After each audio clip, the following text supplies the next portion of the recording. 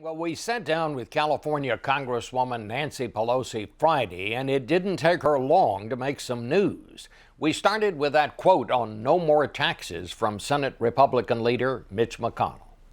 Do you then agree with the Republican leader in the Senate, Mr. McConnell, who says we're done now with the taxing side of it? Now we have to concentrate on spending. Is that done now? No, is the revenue side of it taken care of yet? No, it is not. I mean, the president had said originally he wanted $1.6 trillion in revenue. He took it down to 1.2 as a compromise. In this legislation, we get $620 billion, very significant high-end tax, changing the high-end tax rate to 39.6%.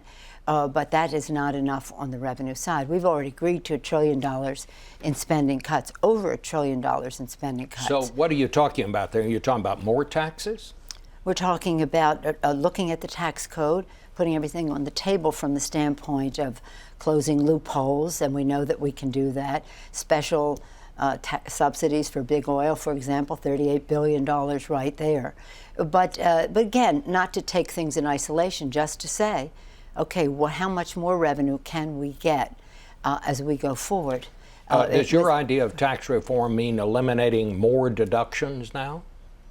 My idea of tax reform is to have a comprehensive view. We've talked about tax simplification and fairness as something that we should be engaged in all along, long before these fights came along. And now we have a chance to do that with, I say, a heightened awareness by the public on why we need to do certain things. So let's put on the table what it is that we can in order to increase revenue. We've changed the rate, the high-end tax rate, 39.6, very important step. And again, there's much more that we can do by just subjecting it to the scrutiny of what is bringing in revenue, what is creating growth. And we don't want to hurt that. If there's some tax provisions that create growth, we want to support that. So again, taking it one step at a time, but not in isolation, say, would you do this, would you do that? Well, no, let's look at the whole program. People who are listening to you this morning are going to say, she's talking about more taxes. She's talking about bringing in more in one way or another by increasing taxes. One thing I'm not talking about is bringing in more at the expense of the middle class.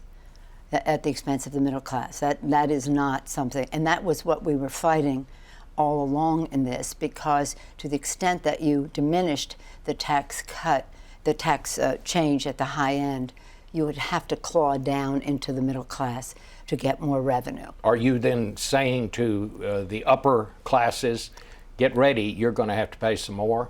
This is not the end of it? Well, I'm saying that's not off the table. That's not off the table. That's not off the table. But not in terms of tax rates, You're but in talking terms about of other deductions, considerations, other things. and the rest. What would be some of the things you think on the upper income people, what kind of deductions are you talking about? As I said, I'm not going into particular. You're not going put into it all, okay. Put it all on the table and see what is working. You know, I'm fairly, frankly, I'm fairly agnostic about what it could be now that we have injected some fairness into the process. But if it works for us, if it grows our economy, if it's something that justifies its existence, it should be there. If it's something, I mean, we've talked about carried interest.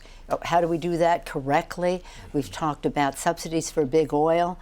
What is the justification to give an incentive to drill when oil companies are making $1 trillion over that same period of time? So again, it's justify your existence if you are a special tax break, and again, all of it not to reach down to the middle class.